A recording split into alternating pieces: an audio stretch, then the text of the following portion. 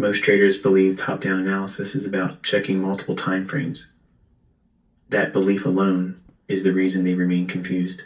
They scroll from monthly to weekly to daily to 4-hour to 15-minute, hoping clarity will appear through repetition.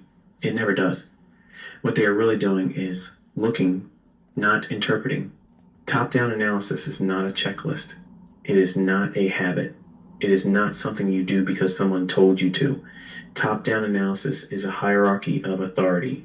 And if you do not understand which time frame has control and which time frame must obey, you will never trade with consistency. The principle you must master is this. Higher time frames do not predict lower time frames. They constrain them. This is where profitability begins. Most traders think the higher time frame tells them what will happen next. That mindset creates expectation. Expectation creates bias. Bias creates emotional attachment. Emotional attachment destroys execution. The higher time frame does not exist to give you confidence. It exists to give you boundaries. When you understand this, your chart immediately becomes quieter. You stop asking price to do things. You stop forcing narratives. You begin to observe structure as it actually exists, not as you hope it will form. The purpose of top-down analysis is to answer one question only. Where is price allowed to go, and where is it not? Everything else is noise. The reason most traders fail at top-down analysis is because they treat all time frames as equals. They give the 5-minute chart the same authority as the daily chart. They allow short-term movement to override long-term structure. This creates internal conflict, and internal conflict always results in hesitation or impulsive behavior. The market is hierarchical. Time frames do not vote, they command. The higher time frame defines the dealing range. The lower time frame executes within it. If you violate this rule, you trade randomness disguised as strategy. The first thing you must master is directional permission. Not direction, permission. A bullish daily chart does not mean you should buy every dip. It means sell setups must be treated with suspicion and reduced expectation. A bearish weekly chart does not mean price cannot rally. It means rallies are corrective until proven otherwise. This distinction separates professionals from hopeful participants. When you look at a higher time frame, your job is not to find an entry. Your job is to identify premium and discount relative to that time frame's range. That is it. If price is trading in premium on the higher time frame, lower time frame buys are counterflow, regardless of how beautiful they look. If price is trading in discount, lower time frame sells are fighting gravity. Most traders ignore this because lower time frame patterns feel more actionable. They feel closer. They feel controllable, but they are deceptive. Lower time frames magnify emotion and hide context. This is why traders say things like, it looked perfect but failed. It did not fail. It was never aligned. Mastering this principle forces you to slow down. It forces patience. It forces you to accept that many days are not meant to be traded aggressively. And that acceptance is where profitability begins. Another misunderstanding is the belief that top-down analysis is about forecasting. It is not. Forecasting creates attachment. Attachment creates suffering. Top-down analysis is about filtering. You are filtering out trades that do not belong. You are filtering out emotional decisions. You are filtering out noise disguised as opportunity. When you do this correctly, your trade frequency drops, your win rate stabilizes, your drawdowns shrink, not because the market changed, but because you stopped participating where your edge does not exist. At this stage, many traders feel uncomfortable. They think they are doing less. They think they are falling behind. This discomfort is the death of overtrading. It is necessary. The higher time frame does not need to be complex. You do not need 10 indicators. You need to identify 3 things only: where price is relative to the range, where liquidity has already been taken, where imbalance or inefficiency remains. Everything else is decoration. Once these are defined, the lower time frame becomes a tool, not a decision maker. It executes ideas that already make sense. It does not create ideas. This is the shift. Most losing traders use lower time frames to justify trades. Profitable traders use lower time frames to enter trades that are already justified. This principle also removes emotional whiplash. You stop flipping bias every hour. You stop reacting to every candle. You stop letting short-term volatility dictate long-term decisions. Your mindset changes from what is price doing now to is price in a location where action makes sense. Location is everything. Time frames do not exist to give you more information. They exist to strip information away until only relevance remains. Once you truly understand this, you realize that most of what you were doing before was unnecessary. You were trying to control the market instead of respecting its structure. This chapter is the foundation. Without it, top-down analysis is just scrolling charts. With it, top-down analysis becomes a weapon. You are no longer asking for confirmation. You are enforcing hierarchy, and the market always respects hierarchy. Most traders think bias means direction. They ask, is the market bullish or bearish? And they expect a clear answer. When price does not behave according to that expectation, frustration sets in. This is not a market problem. It is a framing problem. Higher time frame bias is not a forecast. It is a condition. If you master this distinction, your top-down analysis becomes stable instead of reactive. Bias does not mean price must go up or down. Bias means which side of the market has leverage and which side is vulnerable. That leverage changes only when structure changes, not when candles fluctuate. The mistake most traders make is defining bias emotionally. They see strong candles and assume continuation. They see a rejection and assume reversal. They let short-term volatility influence long-term judgment. Higher time frame bias must be defined mechanically. The first step is identifying the dealing range. Every higher time frame is operating within a range, whether expanding or consolidating. Until that range is broken with displacement and acceptance, price is oscillating within it. Your job is not to predict the breakout. Your job is to identify where price is within the range. When price is near the highs of the range, risk is asymmetric to the downside. When price is near the lows, risk is asymmetric to the upside. This is bias rooted in location, not emotion. This alone eliminates most losing trades. The second step is identifying which side of liquidity has been taken. Markets do not move randomly. They seek stops. They rebalance inefficiencies. If buy-side liquidity has already been rated on the higher time frame, upside continuation becomes less probable until sell-side liquidity is addressed. This is not about guessing reversals. It is about understanding what work the market has already done. Traders who ignore this chase moves late. They buy after buy side has been cleared. They sell after sell side has been purged. They feel unlucky. In reality, they are misaligned. Bias is shaped by what remains, not what already happened. The third step is identifying inefficiency or imbalance. Higher time frame imbalances act like magnets. Price does not need to fill them immediately, but they define future interest.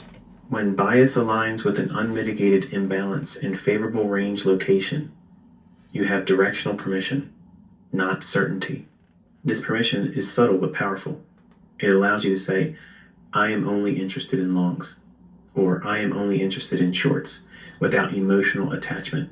Notice the language, interested, not committed. This is how professionals avoid overconfidence. Another critical concept is understanding internal versus external structure. Higher time frame bias is based on external structure, major highs, major lows, and clear shifts in control. Lower time frame internal shifts do not override this. Most traders confuse internal pullbacks with reversals. They flip bias too early. They get chopped. They blame manipulation. Bias remains intact until the higher time frame proves otherwise. This requires patience and humility. You accept that you may sit through counter-trend movement without reacting. You accept that your bias may not play out immediately. Bias is not about being early. Once bias is defined correctly, it becomes simple. No longer scanning for every setup. You are scanning for setups that agree with permission. This dramatically reduces cognitive load. Decision-making becomes easier. Execution becomes cleaner. Another key element is understanding that bias can be neutral. Many traders force bias because they feel they must have an opinion. Neutral bias is a professional stance. It means prices in the middle of a range or conflicting conditions exist. Neutral bias protects capital. There is nothing wrong with not trading. There is something wrong with trading without permission. Higher time frame bias should be reviewed, not constantly adjusted. Once per session, once per day, not every candle. This stability creates emotional control. You stop being surprised by price. You stop feeling betrayed by the market. You understand that fluctuation within bias is normal. This chapter is about restraint, about maturity, about replacing excitement with clarity. Most traders want certainty. The market offers none, but it offers context. Context is enough. Aligning lower time frame execution with higher time frame authority. This is where most traders break the entire chain. They understand higher time frame bias intellectually. They can mark ranges, identify liquidity, and speak the language fluently. But when it is time to execute, they abandon authority and surrender control to the lower time frame. This is not a knowledge problem. It is a discipline problem. Lower time frames exist for one purpose only: to execute ideas that already make sense. They do not create bias. They do not override context. They do not deserve authority. If you master this principle, your win rate does not just improve. Your losses become smaller, cleaner, and emotionally neutral. The first rule of lower time frame execution is this: you are not allowed to trade unless the higher time frame gives permission. Permission is not a feeling. It is a condition. That condition is location. If higher time frame price is in premium, you are not looking for buys on the lower time frame, no matter how perfect the setup looks. If price is in discount, you are not hunting sells. The lower time frame does not get a vote. Most traders fail here because lower time frames are seductive. They show structure breaks, displacement, volume spikes, and patterns that look convincing. But convincing is not the same as aligned. A beautiful setup in the wrong location is not a setup. It is a trap. When traders say, the model works sometimes but not always, this is usually the reason. They are executing patterns without respecting hierarchy. Once you accept that the lower time frame must obey, execution becomes simpler. You stop scanning endlessly. You stop forcing trades. You wait for price to enter areas of interest that were defined on the higher time frame. Only then does the lower time frame turn on. This is the professional workflow. Higher time frame defines where. Lower time frame defines how. Never reverse that order. Another critical mistake traders make is executing too early. They see price approaching a higher time frame level and jump in before confirmation. This is impatience disguised as confidence. Lower time frame execution requires evidence, not anticipation. Evidence comes in the form of displacement, rejection, or a clear shift in internal structure that agrees with higher time frame bias. Not hope, not intuition, not fear of missing out. When execution is evidence-based, stops make sense, and validations are clear. You are not guessing. This also solves the problem of tight stops getting hunted. Stops are no longer placed emotionally. They are placed where your idea is wrong. Another important concept is time alignment. Not all lower time frames are equal. A 1-minute chart during low liquidity hours is noise. A 5-minute or 15-minute chart during active sessions carries more meaning. If you execute on lower time frames without considering session timing, you dilute your edge. Execution must occur where liquidity and intent exist. This is why many traders lose during off hours and perform well during specific sessions. It is not coincidence. It is structure. Another layer of alignment is understanding retracement depth. Lower time frame pullbacks inside higher time frame trends are not random. They often reach specific equilibrium levels. Executing too shallow or too deep is usually the result of impatience or fear. Patience allows price to come to you. Discipline allows you to wait even when it feels uncomfortable. When everything aligns, higher time frame permission, lower time frame confirmation, correct timing, and disciplined execution, the trade feels different. Not exciting, not stressful, quiet. Quiet trades are usually the best trades. You also begin to notice something important. Many days produce no valid setups. This is not a failure. This is selectivity. Profitability is not about participation. It is about precision. Another critical execution principle is one directional focus per session. If higher time frame bias is bullish, you are not shorting intraday pullbacks. You are waiting for long opportunities or doing nothing. This removes internal conflict. Internal conflict is expensive. Most traders burn accounts not because they are wrong, but because they are conflicted. Aligned execution removes conflict. You also stop revenge trading because you understand that one loss does not invalidate bias. It invalidates execution timing. You adjust, not react. This chapter is where traders begin to feel in control, not of the market, but of themselves. The lower time frame becomes a scalpel, not a hammer. You are no longer trying to catch moves. You are letting moves come to you. This is where top-down analysis transforms from theory into results. Many traders understand top-down analysis conceptually. Some even execute it well for a few weeks. Then slowly, quietly, they drift. They start bending rules. They take just one counter-bias trade. They rush execution. They stop respecting location. And eventually, they are back where they started. The difference between temporary improvement and lasting profitability is not knowledge. It is routine. If you want this principle to change your trading forever, you must embed it into a repeatable process that removes decision-making pressure in real time. Top-down analysis must become automatic, not optional. The first step in locking this principle in is creating a fixed hierarchy ritual. Every trading day or trading week must begin the same way, in the same order, without exception. You start with the highest time frame that actually matters for your holding period. Not because someone told you to, but because it defines the dominant dealing range. You do not look for entries. You do not zoom in. You answer only 3 questions.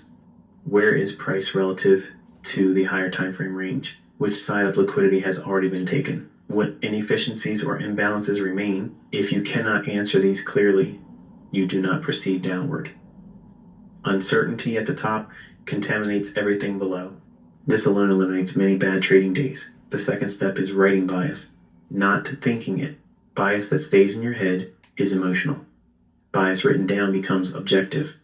You are forced to commit to logic instead of feelings. Your bias statement should be simple, not a paragraph, 1 or 2 sentences at most. Something like, higher time frame price is in discount, sell side liquidity has been taken, upside remains favored, I will only look for long executions. This statement becomes law for the session. Once written, you do not debate it intraday. You do not renegotiate with price. You either execute according to it or you do nothing. This is how professionals avoid emotional hijacking. The third step is defining kill zones and execution windows before price reaches them.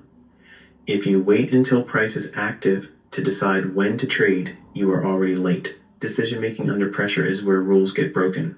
By defining execution windows in advance, you create psychological safety. You know when you are allowed to act and when you are not. Outside those windows, price movement is irrelevant. The fourth step is creating binary execution rules. Binary means yes or no, not maybe, not almost. Either conditions are met or they are not. For example, did price enter higher time frame discount? Did lower time frame show displacement in the direction of bias? Did structure shift in alignment? Is execution occurring during a valid session? If one condition is missing, the trade does not exist. Binary rules eliminate emotional interpretation. They remove the gray area where FOMO thrives. The fifth step is post-session behavioral review, not performance review. This is where most traders sabotage long-term consistency. You do not ask, did I make money today? You ask, did I respect hierarchy today? Did any lower time frame setup override higher time frame authority? Did I execute only in permitted locations? Did I trade outside my defined window? Did I chase price or accept missed trades? This review builds self-trust. Self-trust is more important than confidence. Confidence can be emotional. Self-trust is earned. Another critical aspect of permanence is accepting periods of inactivity. When you truly master top-down analysis, you will trade less. much less. This is not regression, it is refinement. Most profitable traders do not have many opinions. They have strong filters. If you feel bored, frustrated, or restless, it is not because the market is slow. It is because your identity is still tied to participation rather than execution quality. That identity must change. You are not paid for being active. You are paid for being aligned. Another key to permanence is constraint. Even when you are performing well, you must limit yourself. One direction per session, 1 or 2 trades max, fixed risk, fixed routine. Constraint prevents ego expansion. Ego expansion destroys discipline faster than fear. The final and most important shift is this. You stop trying to outsmart the market and start trying to out-obey your rules. Profitability is not intelligence. It is obedience. When you master this principle in top-down analysis, something profound happens. Losses stop feeling unfair. Wins stop feeling lucky. Everything feels earned or accepted. You no longer feel confused by price. You understand why you are not trading just as clearly as why you are. And that is real mastery. The market becomes predictable, not because you can forecast it, but because your behavior is predictable. That is the secret most traders never reach. Top-down analysis is not about seeing more. It is about seeing less, but seeing it clearly. Master this principle once. Respect hierarchy, trade location, execute with permission, review behavior, and profitability stops being a question of if and becomes a matter of time and discipline.